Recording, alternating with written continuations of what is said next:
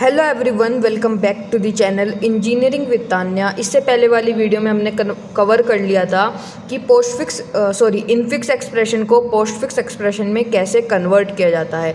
आज की वीडियो से हम शुरू करने वाले हैं अपना रिकर्जन टॉपिक, जो कि एक इम्पॉर्टेंट टॉपिक है और यहाँ से क्वेश्चन पूछा जाता है टावर ऑफ हनोई से। ठीक है, पहले उस टावर ऑफ हनोई को कवर करने से पहले हम समझेंगे कि आइट्रेशन क्या होता है और रिकर्जन क्या होता है। ठीक है, तो शुरू करते हैं आज की वीडियो को। देखो, आइट्रेशन से शुरू करते हैं। आइट्रेशन की डेफिनेशन क्या है? Iteration is the process of repeatedly executing a set of statements using loops until a specified condition becomes false. इस डेफिनेशन का मतलब क्या है, हम एग्जांपल से समझेंगे। सपोज आपके पास क्या है, एक लूप है, फॉर लूप है i is equals to 1, i less than equal to 5, i plus plus. ठीक है, और इसके अंदर लिखा हुआ है printf hello, printf hello. ठीक है, अब ये लूप आपके अकॉर्डिंग कितनी बार चलना चाहिए भाई? 5 बार चलेगा। क्यों? आइट्रेशन क्या है? आई की वैल्यू 1 है। अब 1 है तो बताओ 1 लेस देन 5 या इक्वल टू 5, बताओ 1 लेस देन 5 है या नहीं है? अगर 5 मतलब कि 1 तो 5 से छोटा होता है तो कंडीशन क्या हो गई आपकी? ट्रू हो गई। कंडीशन ट्रू है तो ये लूप के अंदर जाएगा और आपका क्या प्रिंट हो जाएगा? हेलो प्रिंट हो जाएगा। ऐसी आपकी दूसरी आइट्रेशन चलेगी i इज इक्वल्स टू 2 के लिए। अब 2 भी क्या होता है? लेस देन होता है 5 से। ठीक है, तो दूसरी आइट्रेशन में भी क्या होगा? हेलो प्रिंट हो जाएगा। अब थर्ड आइट्रेशन चलेगी i इज इक्वल्स टू 3 के लिए। 3 भी हमारा लेस देन इक्वल टू 5 होता है, मतलब इक्वल टू नहीं होता लेकिन लेस देन तो होता है, इसलिए यहाँ पे भी क्या हो जाएगा आपका? हेलो प्रिंट हो जाएगा। ऐसी आपकी फोर्थ आइट्रेशन चलेगी i इज इक्वल्स टू 4। 4 क्या है? लेस देन होता है 5 से, तो यहाँ पे भी क्या प्रिंट होगा? हेलो प्रिंट होगा। अब लास्ट आइट्रेशन है वो है i इज इक्वल्स टू 5। अब 5 जो है वो लेस देन 5 तो नहीं होता लेकिन इक्वल टू 5 तो होता है, तो यहाँ पे भी क्या प्रिंट होगा? हेलो प्रिंट होगा। तो हेलो कितनी बार प्रिंट हुआ? 1 2 3 4 5, 5 बार आपका हेलो प्रिंट हुआ है। तो इसे ही हम क्या कह रहे हैं? आइट्रेशन। आइट्रेशन का मतलब ये होता है कि हम किसी टास्क को परफॉर्म करा रहे हैं रिपीटेडली। अब किसका यूज़ करेंगे हम रिपीट करने के लिए? मैंने पहले बताया था, रिपीट करने के लिए हम यूज़ करते हैं लूप्स का। वो फॉर लूप भी आप यूज़ कर सकते हो, वाइल लूप भी आप यूज़ कर सकते हो, या फिर आप डू वाइल लूप का भी यूज़ कर सकते हो। तो इसे ही हम क्या कहते हैं? आइट्रेशन कहते हैं। तो अगर इस एग्जाम्पल में देखो तो कितनी आइट्रेशन परफॉर्म हुई है? टोटल 5 आइट्रेशन हुई हैं। पहली आइट्रेशन, दूसरी, तीसरी, फोर्थ एंड फिफ्थ। ठीक है, तो ये हो गया अभी 5 आइट्रेशन। तो इन्हें हम क्या कहते हैं? आइट्रेशन। आइट्रेशन का मतलब होता है किसी भी टास्क को रिपीटेडली परफॉर्म कराना with the help of loops. अब लूप आप कोई सा भी यूज़ कर सकते हो, फॉर लूप, वाइल लूप या डू वाइल लूप। ठीक, आई होप आइट्रेशन समझ में आ गया होगा। डेफिनेशन देख सकते हो आप, यहाँ पे मैंने वही एग्जांपल लिखा हुआ है, बस मैंने यहाँ पे यूज़ करा था हेलो, मैंने यहाँ हेलो प्रिंट करवाया, यहाँ पे मैंने आई प्रिंट करवाया है। तो अगर 5 आइट्रेशन है तो पहली आइट्रेशन में 1 प्रिंट होगा, फिर 2 प्रिंट होगा, फिर 3, फिर 4, फिर 5। ठीक है, इसे हम क्या कहते हैं? आइट्रेशन कहते हैं। Iteration is the process of repeatedly executing a set of statements using loops until a specified condition become false. अच्छा, आइट्रेशन हमें कब तक करानी है? जब तक कि कोई कंडीशन सेटिस्फाई नहीं हो जाती। यहाँ पे कंडीशन अगर आप देखोगे तो क्या है? i less than equal to 5। Iteration कब तक परफॉर्म होगी या फिर ये लूप कब तक रन होगा? ये लूप तब तक रन होगा जब तक i जो है 5 से छोटा है या फिर 5 के इक्वल है। तो इसे ही हम क्या कहते हैं? आइट्रेशन कहते हैं। अब नेक्स्ट टॉपिक की ओर बढ़ते हैं। नेक्स्ट टॉपिक है आपका रिकर्जन। ठीक है, प्लीज़ रिकर्जन को थोड़ा ध्यान से समझना क्योंकि इम्पोर्टेंट है। ठीक, अब देखो रिकर्जन क्या होता है। Recursion is a programming technique in which a function calls itself repeatedly until a base condition is satisfied. Recursion क्या है? Recursion एक प्रोग्रामिंग टेक्निक है जिसमें जो फंक्शन है वो अपने आप को बार बार कॉल करता है। मेन पॉइंट क्या है? A function calls itself repeatedly. एक फंक्शन अपने आप को ही कॉल करता है, बार बार रिपीटेडली अपने आप को ही कॉल कर रहा है, तो उसे हम कहते हैं रिकर्जन। मेन पॉइंट क्या है कि अगर कोई फंक्शन रिकर्सिव फंक्शन है तो उसके अंदर ये 2 चीज़ें होनी ही चाहिए, मस्ट हैं ये चीज़ें। पहली क्या है कि उस फंक्शन में बेस केस होना चाहिए, हम इसे बेस कंडीशन भी कहते हैं। ठीक है, ये समझेंगे कि बेस कंडीशन या बेस केस क्या होता है। दूसरा रिकर्सिव कॉल, कि वो फंक्शन अपने आप को ही कॉल करना चाहिए तभी तो वो रिकर्सिव फंक्शन होगा। ठीक है, अब देखो बेस केस क्या होता है, रिकर्सिव कॉल क्या होता है। बेस केस वो होता है जो रिकर्जन को स्टॉप करेगा। भाई देखो, अगर बेस केस या बेस कंडीशन नहीं हुई आपके रिकर्सिव फंक्शन में तो आपका जो मतलब जो फंक्शन है वो तो बार बार चलता ही जाएगा, वो तो इनफाइनाइट लूप में चला जाएगा, वो कभी स्टॉप ही नहीं होगा। तो अपने रिकर्सिव फंक्शन को रोकने के लिए, स्टॉप करने के लिए जो कंडीशन आप यूज़ करते हो उसे ही हम क्या कहते हैं, बेस कंडीशन, या कह सकते हो बेस केस कहते हैं। ये 2 नंबर में पूछ लिया जाता है कभी कभी कि what is base case and give example.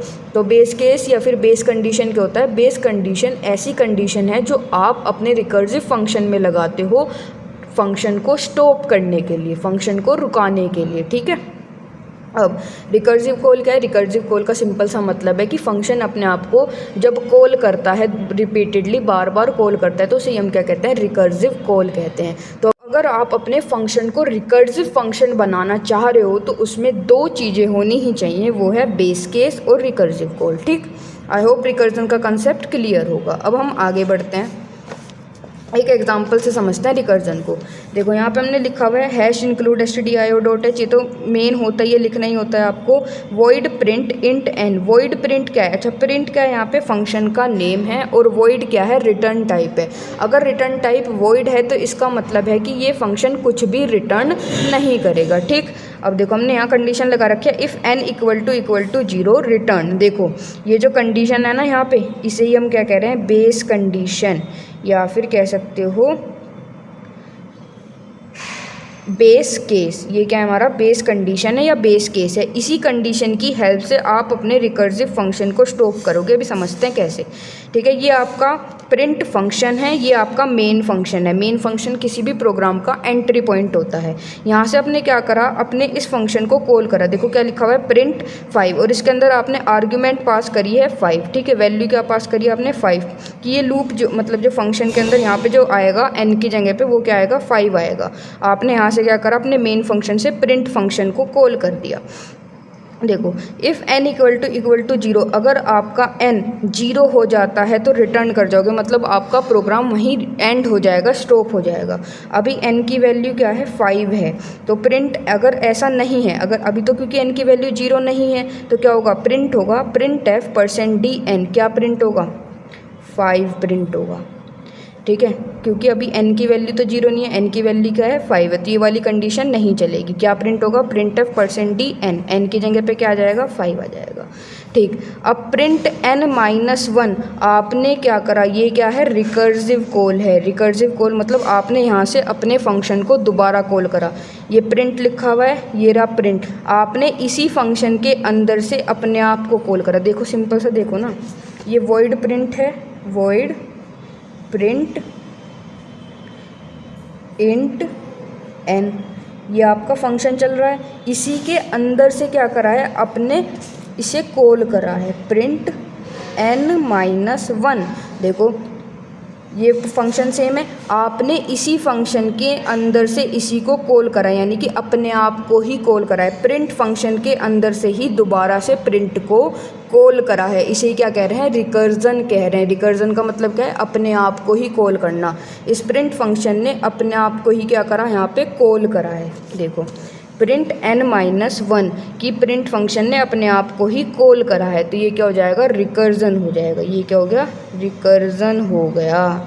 ठीक है, अब देखो यहाँ से क्या हुआ, प्रिंट n-1, अब n की वैल्यू क्या थी, 5 थी, 5 - 1 4, तो प्रिंट 4 ये कॉल हुआ है यहाँ से।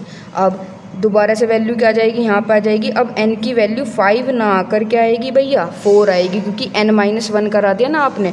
ठीक है, क्या 4 इक्वल टू 0 है, नहीं है। अगर नहीं है तो ये कंडीशन नहीं चलेगी। क्या प्रिंट हो जाएगा, printf%dn, n की वैल्यू अब क्या है, 4 है, तो पहले 5 प्रिंट हुआ था, अब 4 प्रिंट हो गया। अब फिर से इस पर आ जाओ, प्रिंट n-1, आपने दोबारा से अपने आप को कॉल कर दिया। अब की बार n-1, n क्या है, 4 - 1 करोगे तो क्या हो जाएगा, प्रिंट अब ये चलेगा 3 के लिए, क्योंकि 4 थी, 4 में से 1 माइनस करोगे 3। अब दोबारा यहाँ जाओ 3, क्या 3 इक्वल टू 0 है? नहीं है। 3 इक्वल टू 0, तो ये कंडीशन तो फॉल्स हो गई, कंडीशन नहीं चलेगी। कंडीशन क्या चलेगी? ये वाली, n प्रिंट होगा, n की वैल्यू क्या है? 3। अब दोबारा से फंक्शन ने क्या करा? अपने आप को कॉल कर दिया। अब की बार किसके लिए चलेगा?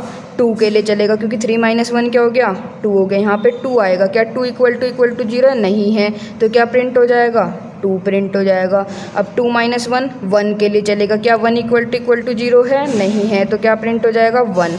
अब देखो यहाँ 1 है, 1 माइनस 1 करोगे तो क्या आ जाएगा? 0। अब ये 0 के लिए चलेगा, क्या 0 इक्वल टू 0 है? क्या 0 के बराबर है? हाँ भाई 0 बराबर है 0 के, तो ये क्या हो जाएगा? यहाँ पे हमारी बेस कंडीशन ट्रू हो गई। फंक्शन हमारा वहीं की वहीं क्या हो जाएगा? एंड हो जाएगा। ठीक है, इसे ही क्या कहते हैं? रिकर्जन कहते हैं। तो आउटपुट में पहले क्या आएगा? 5 4 3 2 1। 0 पे आते ही क्या हो जाएगी? कंडीशन, आपकी बेस कंडीशन सेटिस्फाई होगी, आपका जो फंक्शन है वहीं एंड हो जाएगा। ठीक है, आई होप ये एग्जांपल की हेल्प से आपको समझ में आ गया होगा। अब देखो एप्लीकेशन क्या क्या होती हैं रिकर्जन की, यानी रिकर्जन का आप कहाँ कहाँ यूज़ करते हो। रिकर्जन का आप एक तो यूज़ करते हो फैक्टोरियल के प्रोग्राम को लिखने में। देखो फैक्टोरियल का प्रोग्राम आप बिना रिकर्जन के भी लिख सकते हो, रिकर्जन की हेल्प से भी लिख सकते हो। एक फिबोनाची सीरीज़ आपने पढ़ी होगी पीपीएस में, वहाँ पर भी हम किसका यूज़ करते हैं? रिकर्जन का यूज़ करते हैं। ट्री ट्रेवर्सल, ट्री को ट्रेवर्स करने में, जो ट्री डेटा स्ट्रक्चर होते हैं उसे ट्रेवर्स करने में भी रिकर्जन का यूज़ होता है। वैसे ग्राफ डेटा स्ट्रक्चर को ट्रैवर्स करने में भी किसका यूज़ होता है? रिकर्जन का। और जो मेन है जो आपको पढ़ना है आगे वो है tower of Hanoi. Tower of Hanoi में भी किसका यूज़ होता है? रिकर्जन का यूज़ होता है।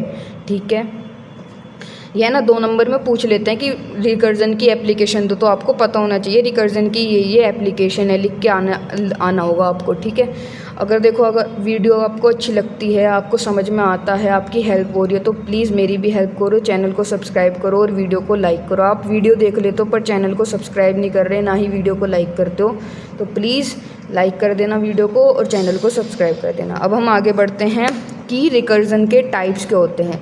देखो अगर आपसे टाइप्स पूछ लेता है रिकर्जन के, तो रिकर्जन के मेन 4 टाइप्स हैं। देखो पहला होता है direct recursion, indirect recursion, tail recursion और ट्री रिकर्जन।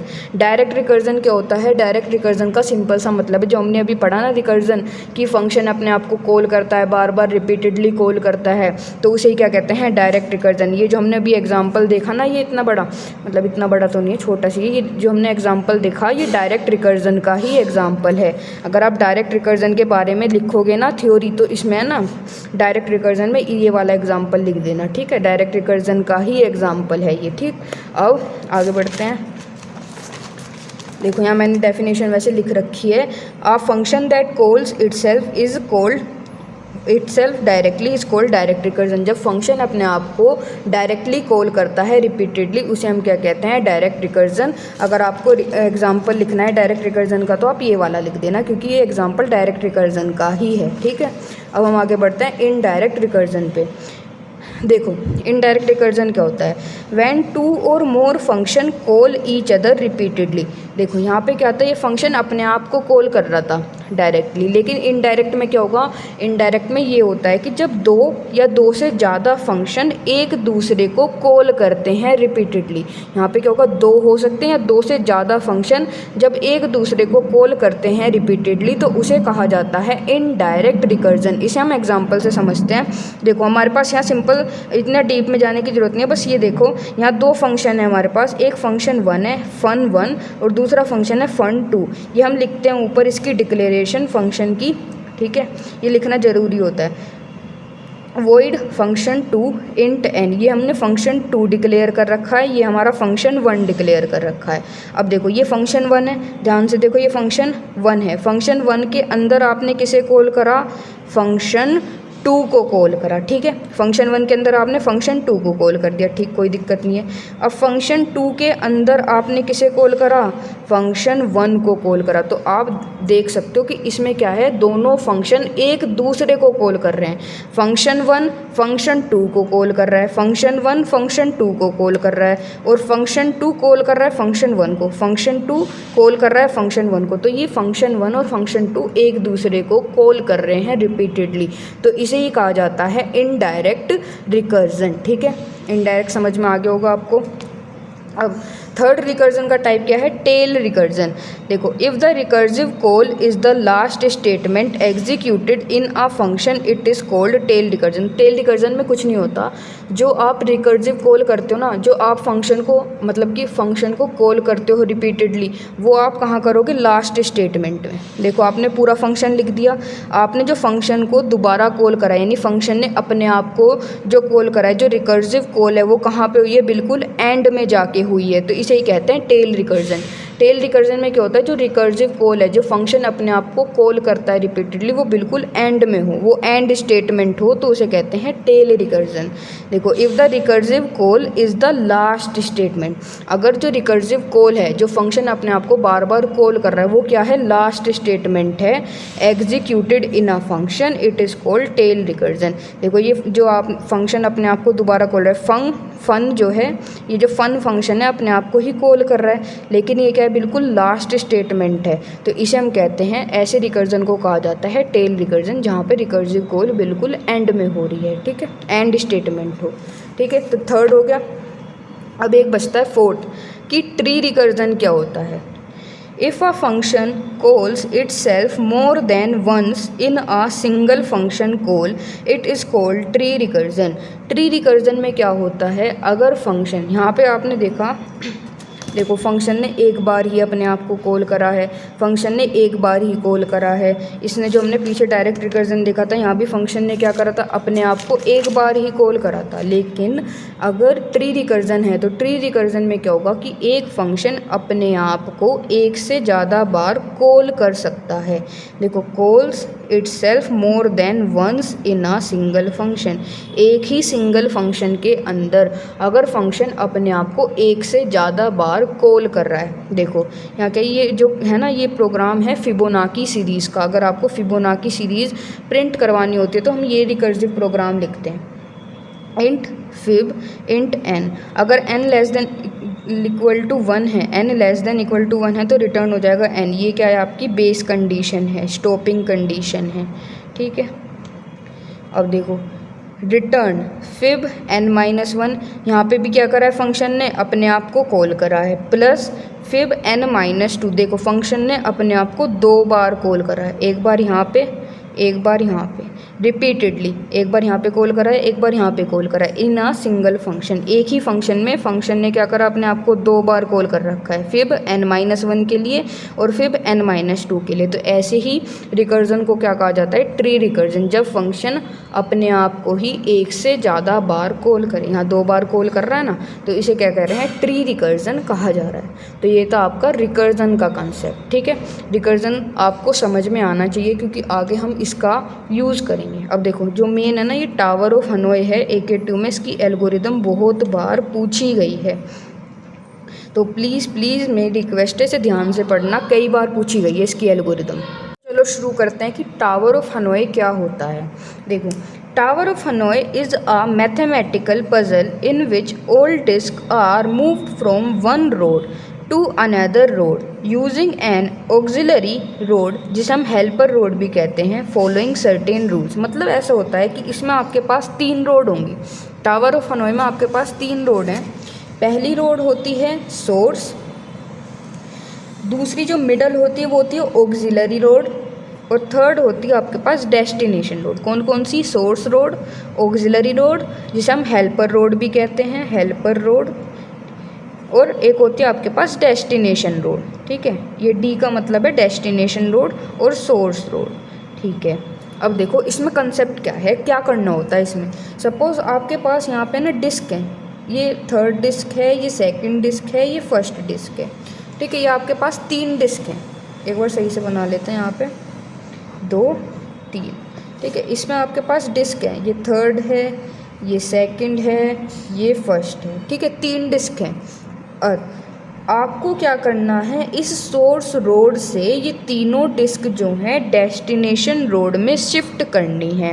अब डायरेक्टली तो शिफ्ट नहीं कर सकते उठा के, इसके रूल्स होते हैं कुछ। अब किसकी हेल्प से आप शिफ्ट करते हो, ये होती है आपकी बीच में ऑक्सिलरी रोड, या जिसे हम हेल्पर रोड भी कहते हैं। इसकी मदद से, इसकी हेल्प लेके आप इन तीनों डिस्क को यहाँ से इस डेस्टिनेशन रोड में मूव करते हो। तो ये कंसेप्ट होता है। अच्छा, आप यहाँ पे देख सकते हो कि यहाँ पे पहले थर्ड है, सेकंड और फर्स्ट है। जो अरेंज होंगी ना, ये रोड ऐसे अरेंज होती हैं, सबसे पहले सबसे नीचे सबसे बड़ी वाली डिस्क होगी, फिर उससे ऊपर उससे छोटी डिस्क होगी, और सबसे ऊपर क्या होगी, सबसे छोटी डिस्क होगी। मतलब ऐसे अरेंज होती हैं, सबसे छोटी, फिर उससे बड़ी, फिर सबसे बड़ी। इस तरीके से ये अरेंज होती हैं डिस्क। ये क्या है, आपकी डिस्क्स हैं। इन्हीं डिस्क को आपको सोर्स रोड से लेकर डेस्टिनेशन रोड में पहुंचाना है किसी भी तरह। अब किसका हेल्प लेते हो आप, बीच में होती है आपकी मदद करने के लिए हेल्पर रोड या ऑक्सिलरी रोड। ठीक है, इसमें होते हैं 3 रूल्स जिन्हें आपको फॉलो करना होगा। पहला रूल क्या है, only 1 disc can be moved at a time. आप एक टाइम पे एक बारी में सिर्फ और सिर्फ एक ही डिस्क को मूव कर सकते हो। ये 3 रोड हैं, ठीक है। तीनों रोड का मैंने नाम आपको बता दिया, जैसे थर्ड, सेकंड और फर्स्ट। आप एक टाइम पे एक ही रोड को मूव कर सकते हो, ठीक है। ऐसा नहीं है 2 रोड रोड नहीं, डिस्क, ये क्या है, डिस्क्स हैं। आप एक टाइम पे एक ही डिस्क को मूव कर सकते हो। ऐसा नहीं है आपने 2 डिस्क उठा लिया, तीनों की तीनों डिस्क एक साथ उठा के यहाँ रख दी, नहीं। आप सिर्फ और सिर्फ एक टाइम पे एक ही डिस्क को मूव करोगे, ठीक है। ये पहला रूल हो गया। दूसरा रूल क्या है, a larger disk can not be placed on a smaller disk. इस रूल का मतलब क्या है कि अगर आपके पास ये लार्जर डिस्क है, मान लो ये थर्ड डिस्क है, तो ये स्मॉलर डिस्क के ऊपर प्लेस नहीं होगी। जैसे 2 जो है स्मॉलर डिस्क है, छोटी डिस्क है, थर्ड जो है बड़ी डिस्क है। तो जो बड़ी डिस्क है ना, जो ये लार्जर डिस्क जो है वो स्मॉलर डिस्क के ऊपर आप नहीं रख सकते हो, ठीक है। लार्जर डिस्क को स्मॉलर डिस्क के ऊपर नहीं रख सकते, ठीक है। तो ये हो गया आपका सेकंड रूल। वही कह रहा है, a larger disk can not be placed on a smaller disk. आप एक लार्जर डिस्क को छोटी डिस्क के ऊपर नहीं रख सकते हो, ठीक है। ये लार्जर डिस्क थी, ये छोटी डिस्क है, तो छोटी डिस्क के ऊपर आप लार्जर डिस्क को नहीं रख सकते। अब थर्ड रूल क्या है, only the top most disc can be removed. सिर्फ और सिर्फ जो सबसे ऊपर वाली डिस्क है आप उसे ही रिमूव कर सकते हो। इसका मतलब क्या है, जैसे यहाँ पे भी टॉप मोस्ट डिस्क क्या है, 1 है, तो आप यहाँ से पहले 1 को ही रिमूव करोगे। ये क्या है, टॉप मोस्ट डिस्क है, सबसे ऊपर वाली डिस्क है, तो आप सबसे पहले टॉप मोस्ट डिस्क को ही रिमूव करोगे। ऐसा नहीं है कि आपने से बीच में से इसे क्या करा, सेकंड वाली डिस्क को उठा के मूव कर दिया, नहीं। सबसे पहले आप टॉप मोस्ट डिस्क को ही रिमूव करोगे, जो सबसे ऊपर वाली डिस्क है, ठीक है। आई होप आपको तीनों रूल्स जो हैं क्लियर होंगे, ठीक। अगर रूल समझ में नहीं आए तो दोबारा वीडियो थोड़ी पीछे करना, समझ में आ जाएंगे, ठीक है। अब हम आगे बढ़ते हैं स्टेप बाय स्टेप कि हम 3 डिस्क को हम लेके चलेंगे n = 3, कि हमारे पास 3 डिस्क हैं, हमें उन्हें सोर्स से लेकर डेस्टिनेशन रोड पे मूव करना है। स्टेप बाय स्टेप देखेंगे कैसे करना है। अब समझते हैं कि स्टेप बाय स्टेप कैसे हम इन तीनों डिस्क को मूव करेंगे इस रोड में। देखो हमारे पास कितनी डिस्क हैं, हमारे पास 3 डिस्क हैं, 3 डिस्क हैं। अच्छा, इसमें कितने स्टेप्स लगेंगे, कितने मूव्स लगेंगे, यानी कितने स्टेप्स हमें लगेंगे इन तीनों की तीनों डिस्क को यहाँ पर मूव कराने के लिए, सोर्स से डेस्टिनेशन में ले जाने के लिए। तो वो लगेंगे 2 की पावर n-1। n क्या है, नंबर ऑफ डिस्क हैं। देखो 2 की पावर n-1। अच्छा, हमारे पास कितनी डिस्क हैं, 3 डिस्क हैं, तो 2 की पावर 3 - 1, 2 की पावर 3 8 - 1 7। तो हमें कितने मूव्स लगेंगे, कितने स्टेप्स लगेंगे, हमें लगेंगे 7 स्टेप्स। देखते हैं कैसे। अभी हमारी इनिशियल कंडीशन है, ये सारी की सारी डिस्क किसके अंदर है, सोर्स के अंदर है, हमें इन्हें डेस्टिनेशन पे ले जाना है। तो पहले स्टेप पे जाते हैं, स्टेप नंबर 1, या कह सकते हो मूव नंबर 1। ये रही हमारी 3 रोड, ठीक है भाई, सोर्स, ऑक्सिलरी या फिर हेल्पर नोड, रोड, गलती से नोड बोल दिया, डेस्टिनेशन, ठीक है। अब देखो ये हमारे पास थर्ड, सेकंड। आपने क्या करा, अपनी फर्स्ट वाली जो थी ना, ये फर्स्ट वाली डिस्क, इसे उठाया और कहाँ डाल दिया, अपनी जो ये डेस्टिनेशन वाली रोड थी इसमें डाल दिया, ठीक है। तो ये हो गया आपका फर्स्ट मूव, ठीक है, अब हम स्टेप 2 पे चलते हैं। स्टेप 2 ये हो गया आपके पास, ठीक है, सोर्स, ऑक्सिलरी, डेस्टिनेशन। अब देखो सेकंड वाली जो है, सेकंड वाली रोड जो है इससे बड़ी है, ये थोड़ी यहाँ छोटी दिख रही है गलती से। ये सेकंड वाली रोड आपको पता है, फर्स्ट वाली रोड नहीं भाई, डिस्क सॉरी, गलती से बार बार मुंह से रोड निकल रहा है। ये जो सेकंड वाली डिस्क है वो फर्स्ट वाली डिस्क से क्या है, बड़ी है। तो मैंने आपको बताया था कि जो बड़ी डिस्क है वो छोटी डिस्क के ऊपर हम नहीं रख सकते, वो रूल जो है ब्रेक हो जाएगा। तो ये जो बड़ी वाली डिस्क है, सेकंड डिस्क जो है फर्स्ट डिस्क से बड़ी है, तो हम इसे यहाँ तो रख नहीं सकते, तो इस सेकंड वाली डिस्क को हम यहाँ रखेंगे अपनी हेल्पर वाली रोड में। ठीक है, सेकंड डिस्क को हमने यहाँ रख दिया, जो ये फर्स्ट वाली डिस्क है वो यहाँ आ गई। ठीक है, ये हमारी थर्ड डिस्क है 3। आपके 2 मूव्स हो चुके हैं। अब मूव करते हैं स्टेप नंबर 3 पे। ठीक है, अब देखो ये अब यहाँ पे कि अब देखो ये जो फर्स्ट है, ये जो डिस्क है ये तो छोटी है सेकंड वाली डिस्क से, तो ये तो इसके ऊपर आ सकती है। तो हम इस स्टेप में यही करेंगे, जो ये वाली डिस्क है उसे उठा के यहाँ पे रखेंगे। सेकंड, ये हो गया आपके पास 1, और ये हो गया आपके पास थर्ड वाली डिस्क, क्योंकि 1 तो छोटी है भाई, 1 बड़ी, छोटी डिस्क बड़ी के ऊपर तो आ ही सकती है ना। तो 1 डिस्क को हमने, जो पहले वाली डिस्क थी जो कि छोटी है, तो हमने कहाँ रख दिया, सेकंड वाली डिस्क के ऊपर रख दिया। ठीक है, अब मूव करते हैं, जो मूव नंबर हमारा यानी कि स्टेप नंबर 4 है उस पर। ये आ गया, ये हमारी 3 रोड हो गई। अब देखो जो ये थर्ड वाली रोड है इसे उठाओ और कहाँ रख दो, कहाँ फेंक दो, डेस्टिनेशन। यहाँ क्यों नहीं रख सकते, अभी बताया था कि जो बड़ी वाली डिस्क है वो छोटी डिस्क के ऊपर नहीं आ सकती, इसलिए हम क्या करेंगे, थर्ड वाली को उठाया और यहाँ रख दिया, थर्ड वाली। ठीक है, और ये दोनों के दोनों एज इट इज़, क्योंकि हम एक स्टेप में एक ही डिस्क को मूव कर सकते हैं। ठीक है, इतना समझ में आया। अब मूव करते हैं अपने स्टेप नंबर 5 पे। ये 3 रोड, 3 रोड, 3 रोड, ये हो गया हमारे पास थर्ड। अब क्या करेंगे, ये जो फर्स्ट वाली है ना, इस फर्स्ट वाली को उठाओ और कहाँ रखोगे, फर्स्ट वाली को यहाँ रखोगे, फर्स्ट वाली को उठा के यहाँ रखो, और ये सेकंड वाली को एज इट इज़ यहाँ पे रहने दो। ठीक है, इतना काम हो गया अपना, हो गया जी। अब क्या करेंगे, स्टेप नंबर 6 पे आते हैं। स्टेप नंबर 6, ये हमारे पास 3 रोड हैं हमारे पास कहाँ तक हो गया, ये 1 यहाँ आ गया है, 1 यहाँ पे है, 2 यहाँ पे और 3 यहाँ पे। अब क्या करेंगे, ये 2 वाली जो है वो छोटी है नहीं है 3 से, हाँ, तो इसे उठा के यहाँ पे रखेंगे। ठीक है जी, रख देंगे। ये जो थी थर्ड वाली थी, इसके ऊपर कौन सी आ गई, सेकंड वाली। 1 जो है अभी यहीं पे ही रखी हुई है, क्योंकि हम एक टाइम पे एक ही डिस्क मूव कर सकते हैं। फिर हो गया आपका स्टेप नंबर 7, जो कि लास्ट मूव होगा, आखिरी मूव होगा। ये 3 रोड, यहाँ पे सबसे पहले थर्ड, सेकंड, आप बस एक ही तो बची है, इसे उठा के यहाँ पटक दो। ठीक है जी, रख दी 1। तो ये आपकी जो थी सोर्स, ऑक्सिलरी और डेस्टिनेशन। देखो आ गई ना, आ गई, सोर्स से कहाँ पे पहुँच गई, डेस्टिनेशन पे पहुँच गई, नहीं पहुँच गई आपकी सारी की सारी। पहले कंडीशन ये थी, अब कंडीशन ये है। तो इसे ही हम कहते हैं टावर ऑफ हनोई। बस आपको रूल्स को फॉलो करना है और स्टेप बाय स्टेप फॉलो करना है। कितने स्टेप्स लगे, 2 की पावर 3 - 1 यानी 7 स्टेप लगे। जनरल फॉर्मूला होता है 2 की पावर n - 1, n होते हैं नंबर ऑफ डिस्क। ठीक है, आई होप समझ में आ गया होगा। अब देखो जो आपसे पूछा जाता है वो क्या पूछा जाता है, इसकी एल्गोरिदम पूछी जाती है। तो मैंने लिखा हुआ है, ये मैंने वही जो मैंने आपको भी समझाया ना, वही चीज़ है कि हमने कैसे स्टेप बाय स्टेप जाके यहाँ पे मूव करा दिया। अच्छा, ये स्टेप 8 का मतलब, यहाँ स्टेप मतलब आपको 7 ही स्टेप लगेंगे।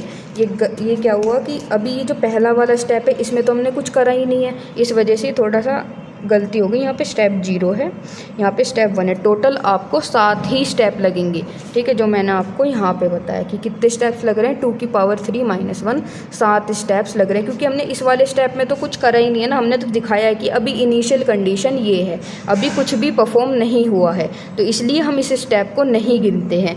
गिनेंगे कहाँ से, जहाँ से हम एक्चुअल मूव करना शुरू करते हैं डिस्क को। जैसे हमने यहाँ से पहली वाली डिस्क उठा के यहाँ रख दी, तो स्टेप जो है एक्चुअल स्टेप यहाँ से शुरू होते हैं। 1 2 3 4 5 6 7। ठीक है, 7। ठीक है, तो यहाँ से हम शुरू करते हैं। ये तो इनिशियल है कि हमने दिखाया है, तो मेन का होंगे 7 स्टेप्स होते हैं, 1 2 3 4 5 6 और 7। ठीक है जी। आई होप ये समझ में आ गया होगा। इसके आगे हम बढ़ेंगे अपनी एल्गोरिदम पे। जो टावर ऑफ हनोई है उसकी एल्गोरिदम क्या होती है। सिंपल सी एल्गोरिदम है, बस आपको इसमें ये मेन 3 पॉइंट हैं जो याद रखने हैं। पहले हम इन 3 मेन पॉइंट को ही समझते हैं। देखो, आपके पास ये है 3, ठीक है। ये एल्गोरिदम के अकॉर्डिंग मैं आपको समझाने की कोशिश कर रही हूँ कि हमने एल्गोरिदम में क्या लिखा हुआ है। स्टेप बाय स्टेप तो मैंने आपको बता ही दिया, ठीक है। ये आपके पास आपकी 3 रोड हैं, सोर्स, ऑक्सिलरी और डेस्टिनेशन। आप पहले ये जो है ना, move the top n-1 disk from source to auxiliary using destination D। अब आप इसमें क्या करोगे कि ये जो पहली शुरू की 2 नोड्स हैं, ये जो शुरू की नोड्स नहीं, शुरू की जो 2 डिस्क्स हैं, इन्हें आप कहाँ मूव करवाओगे, इस ऑक्सिलरी में मूव करवाओगे। पर मैम अभी तो आपने कहा था कि हम 2 को मूव नहीं कर सकते। भाई हमने रिकर्जन किस लिए पढ़ा, रिकर्जन इसलिए तो पढ़ा है कि हम बार बार कॉल करके यहाँ मूव कराएंगे। तो मैं बता रही हूँ कि एल्गोरिदम में क्या होगा, एक साथ ये दोनों नहीं जाएंगी, ये तो रिकर्जन की हेल्प से होता है, ठीक है। ठीक है, 3 आपने क्या करा, डेस्टिनेशन रोड की हेल्प से किसी भी तरह आपने इन दोनों को उठा के यहाँ पे रख दिया, 2 और 1। ये डायरेक्ट 2 नहीं गई हैं साथ में, आपने इस डेस्टिनेशन रोड की भी हेल्प ली। अभी मैंने स्टेप बाय स्टेप आपको बताया तो है कि बारी में, मतलब कि हर बार एक ही रोड, एक ही डिस्क जाती है, 2 डिस्क नहीं जाती है। स्टेप बाय स्टेप समझाया तो है। ये तो हमारी क्या है, रिकर्जन की हेल्प से होता है कि हम बार बार कॉल करते हैं अपने टावर ऑफ हनोई फंक्शन को, जिसकी हेल्प से क्या होगा कि दो शुरू की 2 डिस्क हैं यहाँ पहुँच जाती हैं, ठीक है। इतना हुआ। अब ये 3 रोड हैं। अब देखो ये वाली 3rd वाली जो है डिस्क, इसे हम यहाँ रखेंगे, यहाँ पहुँचा देंगे, शिफ्ट कर देंगे, ठीक है। ये 2 1 इस तरीके से कंडीशन बन गई। अब ये वाला था move the nth largest disk from source to destination, इस वाली को हमने उठा के कहाँ रख दिया, यहाँ पे। लास्ट क्या है, move the n-1 disk from auxiliary to destination. ये क्या थी, हमारी ऑक्सिलरी थी। इसे अब ये जो 2 नोड्स हैं उन्हें उठा के यहाँ रख देंगे। ये आपका एल्गोरिदम की मदद से हो रहा है। ये डायरेक्ट नहीं हो सकता कि आप 2 को उठा के डायरेक्ट रख दोगे, नहीं, ये स्टेप बाय स्टेप होगा। वो कैसे होगा, रिकर्जन की हेल्प से होगा। एल्गोरिदम, रिकर्सिव एल्गोरिदम, जो कि मैंने यहाँ लिखी हुई है, ये देखो, ये रही। इससे आपको समझ में आ जाएगा। ये क्या है, TOH का मतलब क्या है भाई, tower of Hanoi. NSAD, N का मतलब क्या है, कितनी डिस्क आप पास कर रहे हो। N 3 हो सकता है, 4 हो सकता है, 5 हो सकता है। S क्या है, सोर्स, जो सोर्स रोड है वो। A क्या है, ऑक्सिलरी या फिर हेल्पर रोड है। D क्या है, आपकी डेस्टिनेशन रोड है। अब देखो ये क्या है, ये मैंने अभी बताया था, ये बेस कंडीशन है रोकने के लिए आपके रिकर्सिव फंक्शन को। अगर n = 1 हो जाता है तो आप क्या करोगे, move disk from source to destination. भाई देखो सही बात है, उसकी भी सही बात है। देखो अगर n आपका 1 है, आपके पास सिर्फ और सिर्फ एक ही रोड है, आपके पास सिर्फ और सिर्फ एक ही रोड है, तो आप क्या करोगे, सिंपली उसे उठा के यहाँ रख दोगे डेस्टिनेशन पे। तो वही तो लिखा हुआ है इसमें। अगर n = 1 है तो आप डिस्क को सोर्स से उठाओगे और डेस्टिनेशन में पटक दोगे, ठीक है। अगर ऐसा नहीं है, अगर n = 1 नहीं है तो क्या होगा, टावर ऑफ हनोई TOH दोबारा कॉल होगा। यही क्या होता है, रिकर्जन। इसलिए तो रिकर्जन पढ़ाया आपको, इसलिए तो मैंने बताया था कि रिकर्जन जो है एप्लीकेशंस में यूज़ होता है। ये रहा एप्लीकेशन ऑफ रिकर्जन, क्या है, टावर ऑफ हनोई, ठीक है। तो टावर ऑफ हनोई को आपने दोबारा कॉल करा, क्या करने के लिए, n-1, ये वाली जो है ना, ये जो n-1 डिस्क की जो मैंने अभी बताया कि इन n-1 डिस्क को आप यहाँ पे पुट कर सको with the help of destination road. वही है TOH n-1 सोर्स, एड्रेस नहीं, ऑक्सिलरी और डेस्टिनेशन। ये आपने क्या करा, यहाँ पे रिकर्जन मतलब फंक्शन को दोबारा कॉल करा, इसे TOH को दोबारा कॉल करा है। फिर move disk from source to destination, ये वाली जो डिस्क थी हमने क्या करा था, यहाँ से उठा के कहाँ डाल दी थी, डेस्टिनेशन में। वही लिखा हुआ है कि जो ये डिस्क है जो कि सोर्स पे रखी हुई है, इसे उठा के कहाँ डाल दोगे, डेस्टिनेशन पे। देखो यहाँ आ गई ना, आ गई, ठीक है। लास्ट क्या है, फिर से आपने क्या करा, अपने फंक्शन को कॉल करा, रिकर्सिव फंक्शन को कॉल करा, TOH n-1 ASD। अब क्या करोगे आप, ये जो दो रोड्स हैं जो कि ऑक्सिलरी में पड़ी हुई हैं, दो डिस्क जो हैं ऑक्सिलरी रोड में पड़ी हुई हैं, इन्हें उठा के कहाँ डाल दोगे? डेस्टिनेशन रोड में डाल दोगे। n-1 ए यानी ऑक्सिलरी रोड से उठा के कहाँ डाल दोगे? डेस्टिनेशन में डाल दोगे। किसकी हेल्प लोगे? सोर्स रोड की हेल्प लोगे। ठीक है, आई होप समझ में आया होगा। देखो इसका मतलब क्या है? सोर्स कि हम डिस्क को उठाएंगे सोर्स रोड से और कहाँ डालेंगे? डेस्टिनेशन रोड में डालेंगे। किसकी हेल्प से? ऑक्सिलरी रोड की हेल्प से। वैसे यहाँ पे क्या मतलब है कि हम सोर्स रोड से डिस्क को उठाएंगे और कहाँ पे डालेंगे? डेस्टिनेशन रोड में डालेंगे। किसकी मदद से? ऑक्सिलरी रोड की मदद से। यहाँ पे क्या मतलब हो गया कि अब हम कहाँ से अपनी डिस्क को उठाएंगे? ऑक्सिलरी रोड से डिस्क को उठाएंगे और कहाँ डालेंगे? डेस्टिनेशन रोड पे डालेंगे। किसकी हेल्प से? सोर्स रोड की हेल्प से। जो ये बीच में है ना, ये बीच में आपका हेल्पर है। ठीक है, इस वाली जो लास्ट में है इसमें हेल्पर कौन बन जाएगा? आपका सोर्स बन जाएगा। तो ये होती है आपकी एल्गोरिदम और ये होती है रिकर्सिव, मतलब रिकर्जन की हेल्प से मैंने शो कर दिया। मेन यही पूछी जाती है आपसे, लिख के आना ये पूरा। अगर पेपर में टावर ऑफ हनोई से क्वेश्चन आए तो 100% ये ज़रूर लिख के आना, और ये तो लिख के आना, इसे तो भूलना भी मत। ठीक है, आई होप समझ में आ गया होगा। प्लीज़ थोड़ी वीडियो पीछे कर लेना अगर समझ में नहीं आया। ठीक है, थोड़ा कॉम्प्लिकेटेड है पर इतना भी नहीं है कि आप समझ ना पाओ। आई होप आज की वीडियो को हम यहाँ तक ही रखते हैं। वीडियो अच्छी लगी तो लाइक कर देना और चैनल को सब्सक्राइब कर देना। Thank you.